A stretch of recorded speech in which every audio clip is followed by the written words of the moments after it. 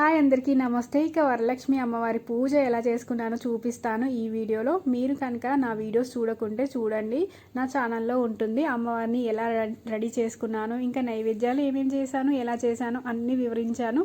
పూర్తిగా నా వీడియోస్ చూడండి. ఇక అమ్మవారి పూజ ఎలా చేసుకున్నామో చూద్దామా. ఇక అమ్మవారికి అన్నీ సిద్ధం చేసుకున్నాను. తాంబూలం, ఇంకా అమ్మవారి ప్రతిమ ఉందన్నమాట, వెండి ప్రతిమకు పంచామృతాలతోటి అభిషేకం చేసుకుంటాను ప్రతి సంవత్సరం. ఇక అన్నీ సిద్ధం చేసుకున్నాను అన్నమాట.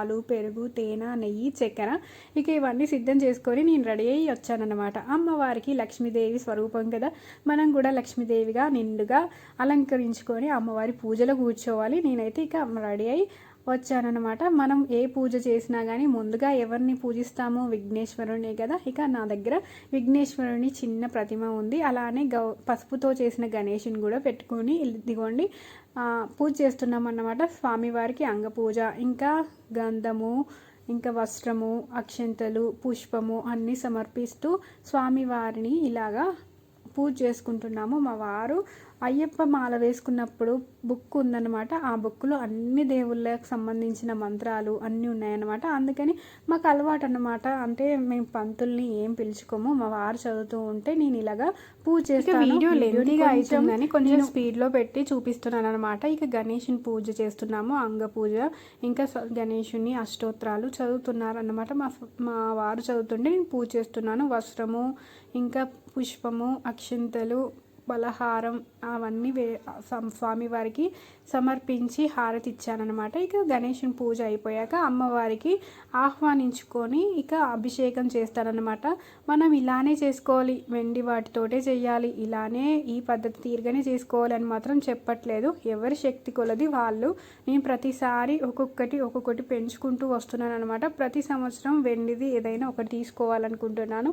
ఎలాగూ బంగారం కొనేంత స్తోమత మనకి లేదు కదా, ఉన్న వాటిలో ఉన్నంతలో ఇలాగా ఒక్కొక్క సంవత్సరం ఒక్కొక్కటి తెచ్చుకుంటున్నాను. మరి ఈ సంవత్సరం ఏం తెచ్చుకున్నావు అని అంటే, నేను ఈ సంవత్సరం ఏమీ తెచ్చుకోలేదు. పోయిన సంవత్సరం మాత్రం ఇదిగోండి గంధంతో ఉన్నవి కదా, గంధము, అక్షంతలు వేసుకోవడానికి, పసుపు కుంకుమలు వేసుకోవడానికి ఇది చిన్నది తీసుకున్నాను అనమాట. నా ముందలనే ఉంది, చూపిస్తాను. ఇక అలా చిన్నగా కొనుక్కుంటూ వెళ్తానన్నమాట. ఇక మన సామర్థ్యం బట్టి చేసుకోవచ్చు. ఒక పువ్వు పెట్టి తల్లికి దండం పెట్టుకున్న వరాలను కురిపిస్తుంది ఆ చల్లని తల్లి.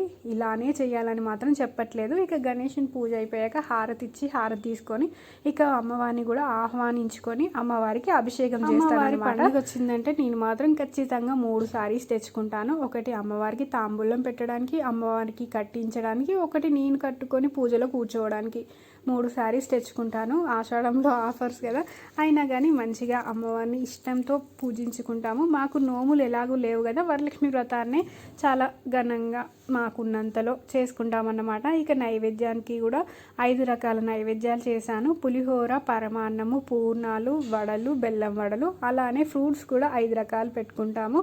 మనకున్నంతలో ఎప్పుడు చేసే విధంగానే చేసుకుంటానన్నమాట. ఇక అమ్మవారి అష్టకాలు చదువుతుంటే ఇలాగా అక్షంతలు వేస్తూ అమ్మవారిని పూజించుకుంటున్నాను. ఆహ్వానించుకొని అమ్మవారికి పాలతో, ఇంకా పెరుగుతో, ఇంకా తేనె, నెయ్యి, చక్కెరతో ఇలాగా అభిషేకం చేసుకున్నాము.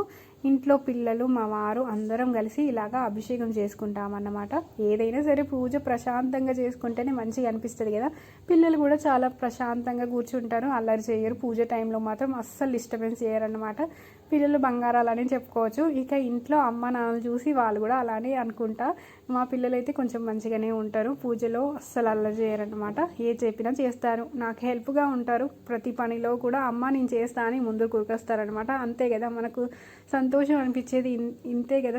చిన్నగా అన్నీ అర్థం చేసుకొని అమ్మకు నేను సహాయం చేస్తా అంటే నాకు అదే సంతృప్తి చాలన్నమాట. ఇక ఇదిగోండి నెయ్యితో అభిషేకం చేసుకున్నాము అమ్మవారిని. చేసి ఇక మంచిగా శుద్ధి చేసుకొని మళ్ళీ మంచి క్లాత్తో తుడుచుకొని అమ్మవారిని గంధము, కుంకుమతో ఇలాగా అలంకరించుకొని అమ్మవారికి చిన్నగా చైన్ తెచ్చానమాట. ఆ చైన్ కూడా అలంకరించుకొని తమలపాకులపై అమ్మవారిని కూర్చోబెట్టి ఇక అమ్మవారి అష్టోత్తరాలు, అష్టకాలు, శతనామాలు అన్నీ చదువుకుంటూ ఇలాగ పూజ చేసుకున్నాను. కవర్తో వేసానని అనుకోవద్దు, ఆడావిడిలో అయిపోయిందన్నమాట. లేవడానికి ఇక కాదు కదా అని ఇదిగోండి గంధంతో, కుంకుమతో బొట్లతో అలంకరించుకొని అమ్మవారికి ధూపము దీపము ఇలాగా వెలిగించుకొని ఇక వీడియో అమ్మ తీసింది, అందుకే వీడియో అలా వస్తుంది, ఏమనుకోవద్దు. నేను డైరెక్ట్గా అలానే పెట్టేశాను.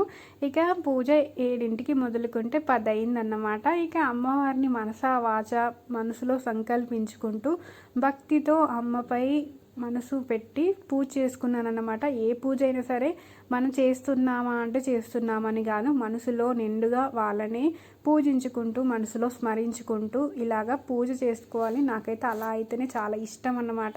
మన మైండ్లో ఒక ఆలోచన, పూజపై ఒక ఆలోచన ఉండకూడదని చెప్తాను ప్రతి ఒక్కరికి.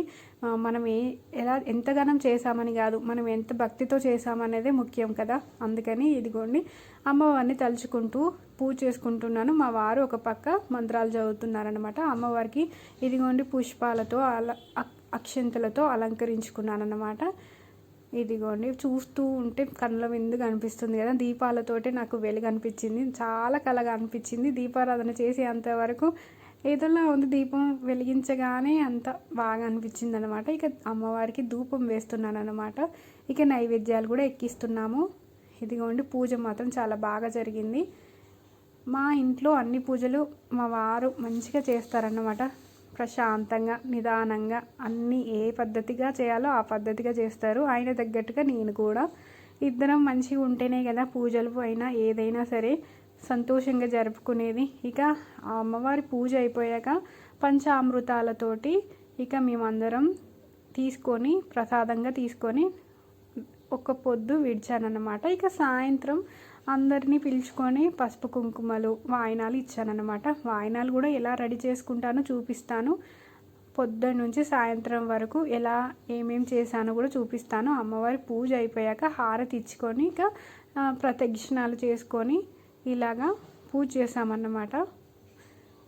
ఇదిగోండి పూజ అంతా అయిపోయాక 9 తోరణాలు పసుపు రాసి దారానికి పసుపు రాసి 9 ముళ్ళు వేసి అక్షింతలు కంకణము కట్టి ఇక అమ్మవారి ముందల పెట్టి పూజ చేసుకున్నాక కంకణం కడతారు మా వారు. కంకణంకి ఒక మంత్రం ఉంటుంది, అది ఫోన్లో ఆన్ చేసుకొని ఇక మేము కంకణాలు కట్టుకున్నాం అన్నమాట. బుక్లో ఉంది, కాకపోతే మనం తప్పుగా చదవకూడదు కదా అని ఫోన్లో ఆన్ చేసుకొని ఇక అమ్మవారిని తోరణం కూడా కట్టేసుకొని ఇక అష్టోత్తర నామాలు ఇంకా అమ్మవారి మంత్రాలు మహా అష్టకం అవన్నీ నేనే చదువుకున్నాను అన్నమాట. లాస్ట్కి ఇక ప్రశాంతంగా చేసుకుంటే మంచిగా అనిపిస్తుంది. మా వారు ఈ పూజ హారతి పూజ అంతా నువ్వే చేసుకో అని నాకే ఇచ్చారు బుక్. ఇక నేను చదువుకుంటూ ఇలాగా చేసుకున్నాను అన్నమాట. డైరెక్ట్గా పెట్టాలనుకున్నా కానీ పిల్లలు కొంచెం అరుస్తున్నారు కదా అని ఇక డైరెక్ట్గా పెట్టలేక ఇలాగ వాయిస్ ఓవర్ ఇస్తున్నాను అన్నమాట.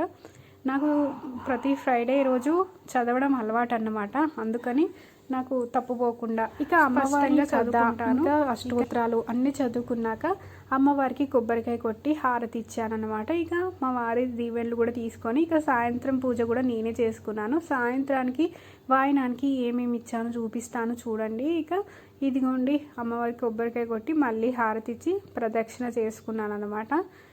సాయంత్రం వాయినంలోకి బ్లౌజ్ పీసు, తమలపాకులు, గాజులు, వక్క పొడి ఇంకా అవేంటి శనగలు, నానబెట్టిన శనగలు ఇవన్నీ ప్యాకింగ్ చేసుకొని పెట్టుకున్నాను. పూలు కూడా ఇచ్చాను. పసుపు కుంకుమలు ఎలాగూ ఇస్తాము రాగానే ముత్తైదువులకు. ఇక చాలా మంచిగా అనిపించింది అన్నమాట. అందరూ బాగా చేసావు దివ్య అని చెప్పారు. చాలా చాలా హ్యాపీ. ఇక మీరు కూడా చెప్పాలి ఎలా చేసుకున్నాను పూజ అనేది. మీరు కూడా మంచిగా ఆశీర్వదించాలి. అందరూ లక్ష్మీదేవి స్వరూపాలే కదా. ఇక అమ్మ తీసింది వీడియో అలా అలా వస్తుందన్నమాట. ఇదిగోండి ఇవి వాయినాన్ కోసమని బ్లౌజ్ పీసులు, తమలపాకులు రెండు మాత్రమే పెట్టాలి. ఒక్కొక్కటి పెట్టి ఇస్తున్నారు కానీ అలా ఇవ్వకూడదు. 6 గాజులు వేసి ఇచ్చాను. అంటే గ్రీన్ ఇవి రెడ్ ఇవి తెచ్చుకున్నాను అనమాట. అవే పెట్టానమాట. అమ్మవారికి గ్రీన్ రెడ్ కలర్ అంటే ఇష్టమని గ్రీన్ రెడ్ కలర్ తెచ్చానమాట.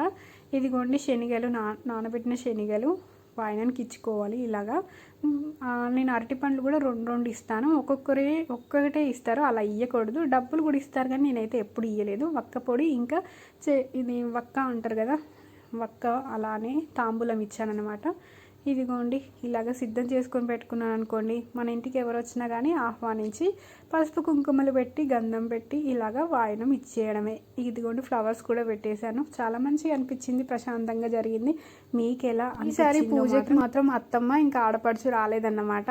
అత్తమ్మ అంటే ఆడపడుచు వాళ్ళ పాప, మా కోడలు గృహప్రవేశం అన్నమాట. వాళ్ళు బిజీలో ఉన్నారని రాలేదు. కాకపోతే కొంచెం మిస్ అయ్యాం. కాకపోతే అందరూ లక్ష్మీదేవి స్వరూపంలో వచ్చి నన్ను దీవించారు కదా, అది చాలా హ్యాపీగా అనిపించింది అనమాట.